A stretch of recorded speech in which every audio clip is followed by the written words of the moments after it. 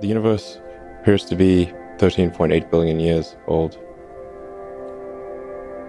Earth is like 4.5 billion years old. In another 500 million years or so, the sun will expand and probably evaporate the oceans and make life impossible on Earth, which means that if it had taken consciousness 10% longer to evolve, it would never have evolved at all. Just 10% longer. And I wonder how many dead one-planet civilizations there are out there in the cosmos that never made it to the other planet and ultimately extinguished themselves or were destroyed by external factors. Probably a few.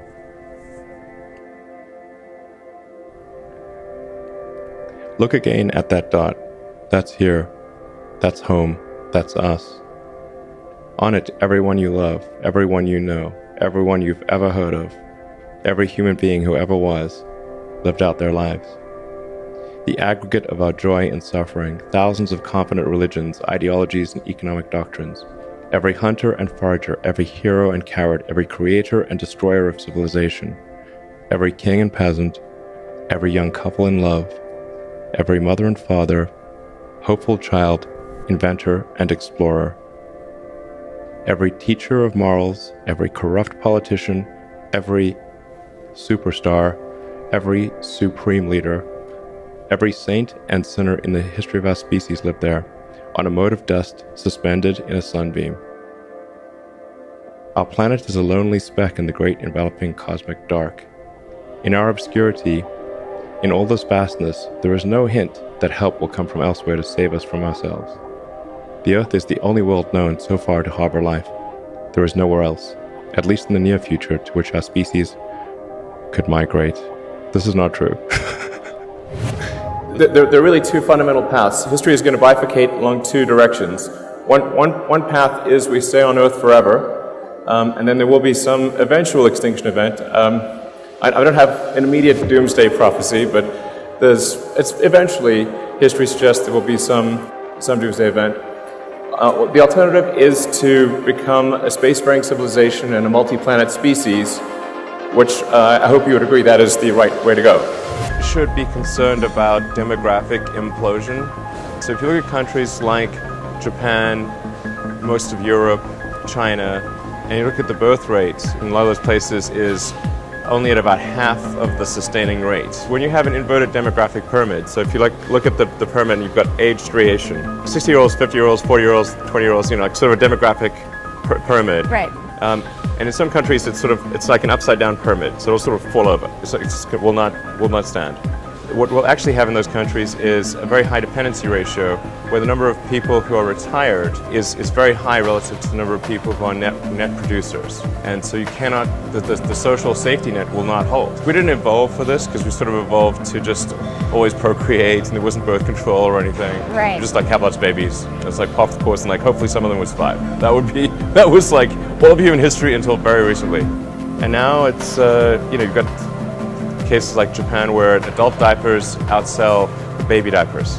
Europe's in a similar situation. China's headed the same way because they've had the one-child policy, and then even though they've relieved the one-child policy, the social norm has become to have an average of one kid. So even when they relieved that requirement, it didn't change. You can imagine, like people sometimes say, well, what about immigration? It's like, okay, look, there's 1.5 billion people in China. Where is China going to get 700 million new people? Okay, that's like 3 Indonesias.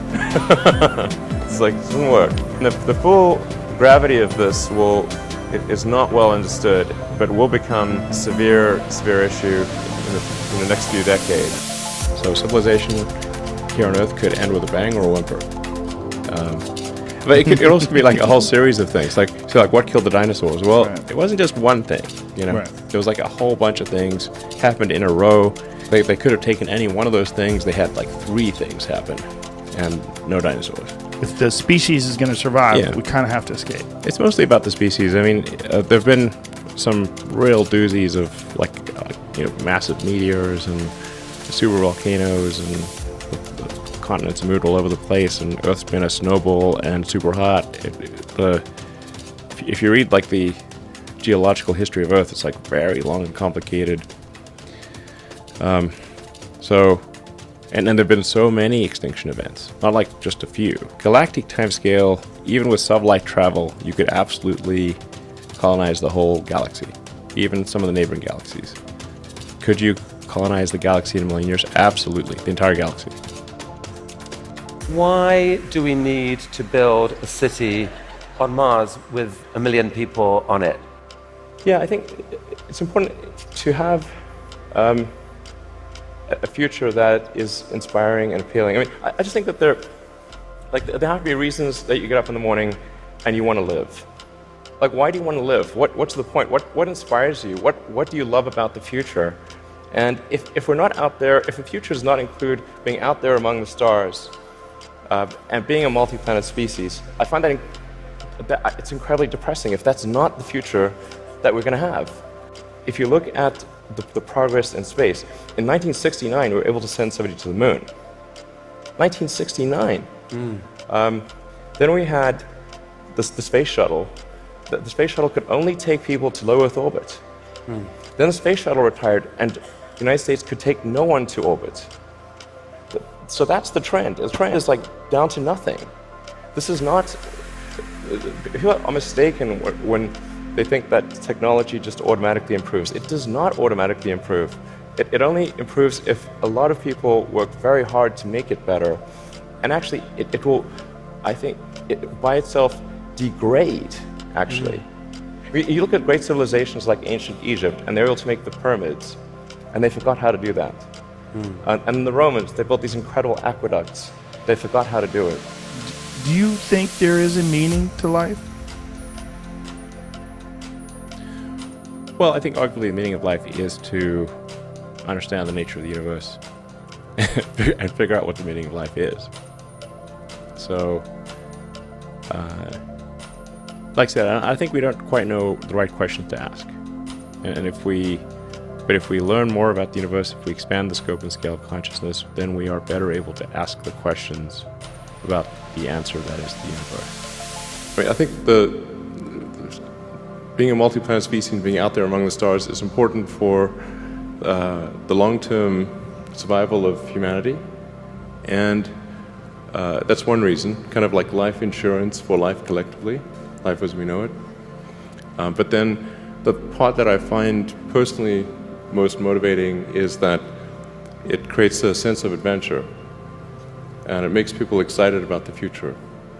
And if you consider two futures, one where we are forever confined to Earth until eventually something terrible happens, or another future where we are out there on many planets, maybe even going beyond the solar system, I think that second version is incredibly exciting and inspiring, and there need to be reasons to get up in the morning.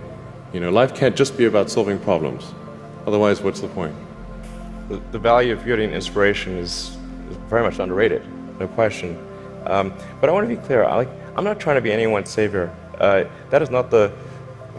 I'm just trying to think about the future and not be sad.